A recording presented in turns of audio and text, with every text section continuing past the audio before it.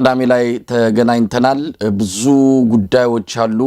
ምናልባት እንደው ባጭሩ ማንሳት ከተቻለና አገዛዙ ከሚገባው በላይ ተረብሿል። ያሬድ አሁን ያለንበት ሁኔታ እጅግ ከባድ ነው። አብይ አህመድ ያልጠበቀው የህዝብ ስሜት ነው እየተንጸባረቀ ያለው። በተለይ ከድምጻዊ ቴዎድሮስ ካሳሁን አልበም መውጣት ጋር ተያይዞ የሚይዙ የሚጨብጡትን እንዳጡ ነው የምንሰማው። ቀደም ሲል በመግቢያችን ላይ እንደገለጽ ነው ከ130 በላይ የአዲስ አበባ ከተማ ነዋሪዎችን አፍሰው ወደ ተለያዩ እስር ቤቶች አስገብተዋል። ከሽብር ጋር በተያያዘ ከተለያዩ ታጣቂ ኃይሎች ጋር ግንኙነት አላቸው በሚል ክስ ሊመሰርቱባቸው እንደተዘጋጁ ነው። የተለያዩ የጦር መሳሪያዎች እውነት ለመናገር አማተር በሆነ መልኩ የተዘጋጀ የቪዲዮ ቅንብርንም እንደዚሁ ተመልክተናል። ያሳዝናል። ቤተሰቦች ተጨንቀዋል። ልጆቻችን ሙዚቃ እያደመጡ እያለ ነው የተያዙት፣ ከዛ ያለፈ ምንም ነገር ውስጥ የለም የሚሉ የወላጆችን ድምጽ እየሰማን ነው። ለማንኛውም እንደው ባጭሩ ያሬድ የአብይ አህመድ አገዛዝ መረጋጋት አልቻለም። ምርጫ ደርሷል። ምርጫውን መቆጣጠር ያልቻለበት የተለያዩ ነገሮች እየተፈጠሩበት ነው ያለው። ከዛ ባሻገር ግን በቴዲ አፍሮ አልበም የተነሳ የመጣውን የህዝብ ስሜት የጋመ የህዝብ ትኩሳት አለ። እሱን መቆጣጠርና ማስታገስ እችላለሁ ብሎ እየወሰደ ያለው እርምጃ ግን የበለጠ ሀገሪቱን ወደ ከፋ ቀውስ ውስጥ ሊከታት ይችላል እየተባለ ነው። እንደው ከዚህ እንጀምር። እንዴት አየው? አገዛዙ አልተረጋጋም። በጣም ከፍተኛ መሸበር ውስጥ ነው ያለው። አዎ መሳይ፣ ምን አግኝተው ይረጋጋሉ ብለህ ነው?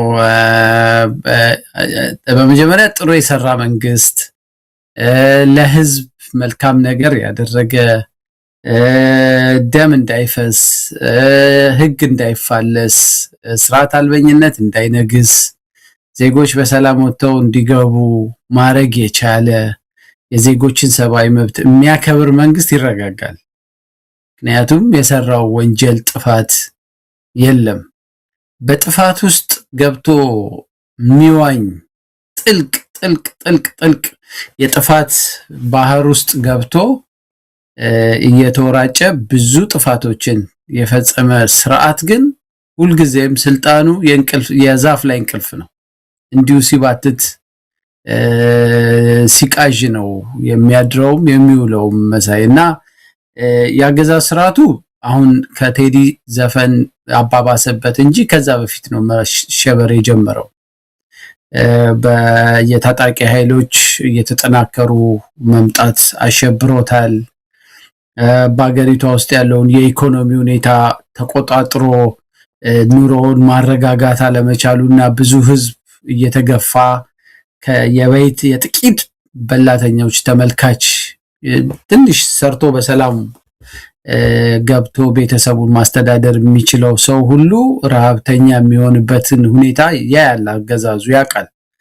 እና በማናቸውም ሰዓት ኢትዮጵያ ውስጥ አመጽ ሊነሳ ይችላል የሚል ፍርሃት አላቸው። እና ከዛ ጋርም ተያይዞ እንደምታስታውሰው የጋራ የሰላማዊ ህዝባዊ ቢተኝነት ጥሪ ደጋግመን ስናደርግ ያ ሁሉ አሸብሯቸዋል እና የሴኩሪቲው ሁኔታ ጠብቋል። ምን ብሏል?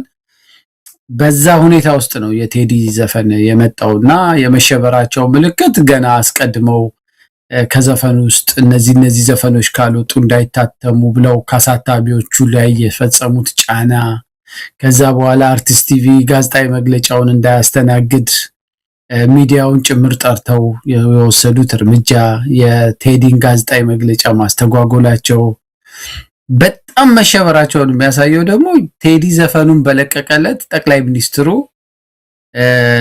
እንደተለመደው የሆነ ቦታ ችግር ሲገጥመው ቶሎ ብሎ የሚመረቅ ነገር ፈልጉልኝ ብሎ አንድ ጥግ ላይ ይሄድና ሰዎች ሰብስቦ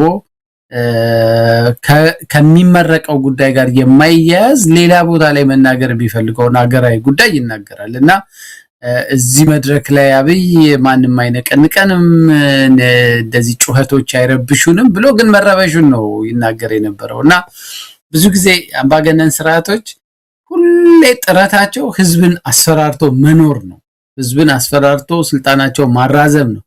ግን ስራዬ ብለህ ስትከታተል እኔ አሁን አንድ የራሴ ቀጣዩን ሁለተኛውን መጽሐፌንም እያዘጋጀ ያለውበት ነገር ያገዛዝ ስርዓቶች ፍርሃት ፈሪ ህዝብ ይፈጥራሉ፣ የሚፈራቸው ህዝብ ይፈጥራሉ፣ ግን ሁሌ በፍርሃት ውስጥ ነው የሚኖሩት። እና ያገዛዝ ስርዓቱ ከህዝብ በላይ ራሱ ይፈራል፣ ህዝብን ይፈራል። ህዝቡ አገዛዝ ስርዓቱን ይፈራል። ያገዛዝ ስርዓቱ ደግሞ በማናቸውም ሰዓት ይሄ ህዝብ ሆ ብሎ ወጥቶ አጥለቅልቆ ይውጠኛል፣ እንደነ ጋዳፊ ሜዳ ላይ ልጎተት ይችላል፣ እንደ ሌሎቹ ተዋርደው ተዋክበው ግፍ በፈጸሙት ግፍ ልክ የተጠየቁ በታሪክ የነበሩ አምባገነኖች የገጠማቸውን ዕጣ ፈንታ ይገጥመኛል ብሎ ይፈራል። ግን ትልቁ ችግር ሁሉም አምባገነኖች ቢፈሩም ለመታረም ጥሩ ነገር ለመስራት አይደለም የሚዘጋጁት።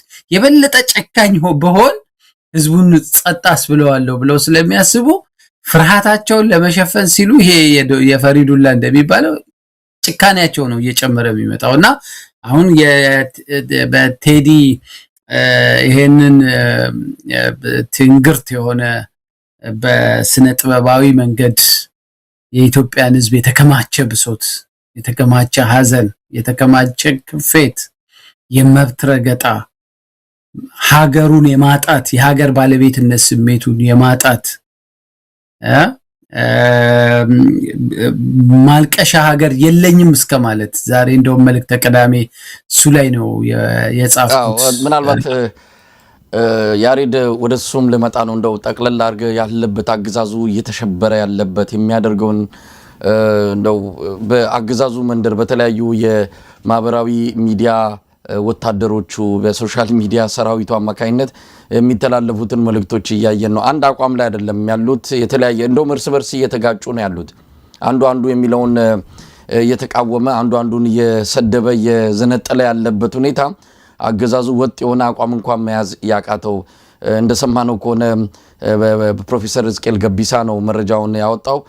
የቴዲ አፍሮን ሙዚቃ ምንድነው እንዲቃወሙ ወይም ደግሞ ከዛ በተቃራኒ የሆነ ሐሳብ ይዘው እንዲዘፍኑ ለሁለት የኦሮሞ ድምጻውያን ለእያንዳንዳቸው 10 ሚሊዮን ብር በመክፈል በድምሩ 20 ሚሊዮን ብር ከፍሏቸው አንድ ሙዚቃ እንዲያወጡ አድርጓቸዋል። በ24 ሰዓት ውስጥ ነው ዘፈኑን የሰሩት። የቴዲ አፍሮ ዘመን አመታትን የቆየ በጣም ታሽቶ ብዙ ነገር ሲሰረዝ ሲደለዝ ብዙ ሐሳቦች ሲወጡ ሲገቡ በመጨረሻም የተጣራውና ለህዝብ ይቀርባል ለህዝብ ጆሮ ይሆናል የተባለው ዘፈን ነው የቀረበው። እነሱ ልክ እንደ ምንድነው እንደ ቶሎ እንደሚደርስ ጥብስ ምግብ ቤት ውስጥ እንደ ቶሎ እንደሚዘጋጅ ምግብ በ24 ሰዓት ውስጥ ዘፈን አዘጋጅተው መቼም ዘፈን ነው ለማለትም ይከብዳል። ጩኸት ነው፣ ቀረርቶ ብቻ ነው፣ የቴዲ ቅኔ ነው፣ በጣም ድብቅ ነው። እስካሁንም አልገባቸውም። እነሱ ግን ባልገባቸው ዘፈን ላይ አቋም ይዘው ቀረርቶ ያሰሙበትን አንድ ነጠላ ዜማ አውጥተዋል። 20 ሚሊዮን ብር ተከፍሏቸዋል። ብልጽግና በዚህ ደረጃ ነው እየተፍረከረከና እየተደናበረ ያለው። ወደ እሱ እንመጣለን። እንደ ወደ ዕለተ ቅዳሜ ያንተ መልእክት ዘውትር ቅዳሜ ላይ የምታስተላልፋቸው በማህበራዊ ሚዲያ ገጾች ላይ የምታካፍለን መልእክቶች አሉ። ለዛሬ የትኛውን መልእክት የትኛውን አጀንዳ እንደመረጥክ ያው ቀድሜ ስላወቅኩት እንደው ለተመልካች እንድታካፍል ነው። በቴዲ አፍሮ አልበም ላይ ያተኮረ ነውና እስቲ ባጭሩ መልእክተ ቅዳሜ ምንድን ነው? ዛሬ ቴዲ ዳስ ጣል በሚለው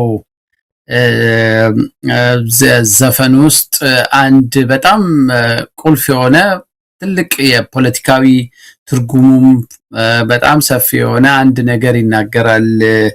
አገር የሞተ እንደው የት ሄዶ ይለቀሳል የሚለው አገላለጽ የኢትዮጵያ ሕዝብ አገሩን አጥቷል፣ የሀገር ባለቤትነት ስሜቱን አጥቷል፣ ተገፍቷል። አገሪቷን በጥቂት ሰዎች እጅ ውስጥ ነው ያለችው እና ማልቀሻ እንኳን ቦታ የለውም ነው። ተበድሏል። አገሩ እየሞተችበት ነው። ታማበታለች። አገር አጥቷል። ማልቀስ ቢፈልግ ግን ማልቀሻም ቦታ የለውም። ስለዚህ በልብህ ውስጥ ዳስጣሉ የሚለው ለማልቀሻ እንኳን የሚሆን አገር ማጣት፣ ሰው ደስታውህም ሐዘንህም በሀገር ነው። አገር ሲሞት ግን የት ሄደህ ነው የምታለቅሰው? እና ወዲያው ጭንቅላቴ ውስጥ የመጣው when nations die የሚል አንድ ጽሁፍ ቆይቻለሁ ካነበብኩት እና ወደ ኋላ ያን ጽሁፍ ነው። አገር ሞተ የሚባለው ምን ሲኮን ነው? አንድ ህዝብ እየኖረበት መሬቱ እያለ አንድ ሀገር ሞተ የሚባለው አገላለጽ ዝም ብሎ ተረት አይደለም። ያ ማህበረሰብ የቆዩ እሴቶቹን ማህበራዊ እሴቶቹ ዲኬይ ሲያደርጉ ሲሞቱ የሶሻል ዲኬይ ሲገጥመው ተከባብረው እንዲኖር የሚያደርጉት በጎ ባህሎቹ ዲኬድ ሲያደርጉ ባህሎቹ ሲሞቱበት የመከባበር የመደማመጥ የመተሳሰብ የመተዛዘን እና እነዚህ የሞራል ዲኬድ ይለዋል ሌላው የሞራሉ የዛ ሀገር ነውር የሚባሉ ነገሮች ከዚህ በፊት ማህበረሰቡ እንደ ነውር የሚቆጥራቸው የሚጠየፋቸው መጥፎ የሚባሉ ነገሮች እንደ ብልጠት እንደ ትክክለኛነት እንደ ሀብት ማፍሪያ ስልት ሌብነት ይፋዊ ሌብነት ከረባት አስሮ የመንግስት ቢሮ ውስጥ ቁጭ ብሎ ከሚኒስተር እስከ በር ጥበቃ ላይ እስካለ ሰው ቼን የተዘረጋለት ሌብነት ኢንስቲትዩሽናል የሆነ ሌብነት ኢትዮጵያ ውስጥ ድሮ አንድ ሰው ሁለት ሰው ሲሰርቅ ተጠይፈህ ይሄ ሙሰኛ ተብሎ ሊዋረድ ይችላል ወይ ምናምን አሁን እኮ ሰዎችን ማንጓጠጥ የሀገር ሽማግሌዎችን አሁን በቅርብ ጊዜ አይታል ወጣቶች ተሰብስበው አንድን የሀገር ትልቅ ሰው ሽማግሌ ሲደበድቡ እና የሃይማኖት አባቶች በላቸው ምሁራን በለው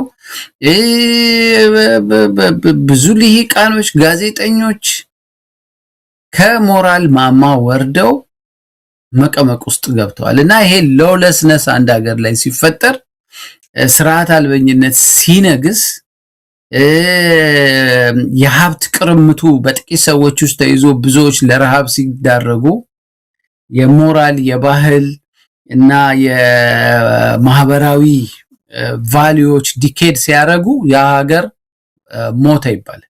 እንዲህ አይነት ችግር የገጠማቸው በታሪክ ብዙ ሀገሮች ነበሩ እነ ግብፅን ጀምረ እነ ግሪክ በስልጣኔ አውሮፓ ውስጥ ግን እየቆዩ በትምህርትም በነጻነት ትግልም በምንም ያንን የሞታ ሀገራቸውን ትንፋሽ እየሰጡ ነፍስ ይዘሩበታል እና ኢትዮጵያ ታማለች በጣም በከፋ የህመም ሁኔታ ውስጥ አልፋ ታውቃለች ግን የሞት ጥግ ውስጥ የቆመችው ግን ዛሬ በአብይ አህመድ አገዛዝ ነው። ስለዚህ የቴደን እናልቅስ በልባችን ድንኳን እንጣልና አዘናችንን እንወጣ ያለበት እንትን መነሻው ለኔ አገሪቷ አሁን ከገጠማት እንዲህ አይነት ውድቀት እንዲህ አይነት ሞት የመነጨ ነውና የዛሬው የመልእክተ ቅዳሜ ጽሁፌ ከቴኒ ሰፊ ግጥም ውስጥ አንዷን ይችን ብቻ መዝጄ እንደ የሀገር መሞት ምን እንደሚመስል ብዙ ሰው በቅጡ እንዲረዳው በሚል ነው እዛ ላይ አተኩሬ ጻፍኩት መሰል። ያሬድ እንግዲህ ከአንድ ዘፈን ውስጥ የተወሰነ ሁለት ስንኞችን ወስደ ነው ሰፊ ሐሳብ በመልእክተ ቅዳሜ ያሰፈርከው። እንግዲህ ዳስጣል የተሰኘው ዜማ በራሱ እውነት ለመናገር በአሁን ሰዓት በመላው ዓለም የሚገኙ ኢትዮጵያውያን እያነቡ የሚሰሙት ደጋግመው እየሰሙ ያሉት እኔ በግሌ ራሴንም እንደዚሁ ያለፉትን 2 እና 3 ቀናት ውሎዬንና ክራሞቴን ነው የምገልጸው። ይሄ ዳስጣል የተሰኘውን ማነው ዜማ በራሱ እንደው ልቋቋመውም አልቻልኩም። ወኔም ይሰጠኛል ተስፋም ይሰጠኛል ቁጭት ውስጥም ወስዶ ያንቆራጥተኛል።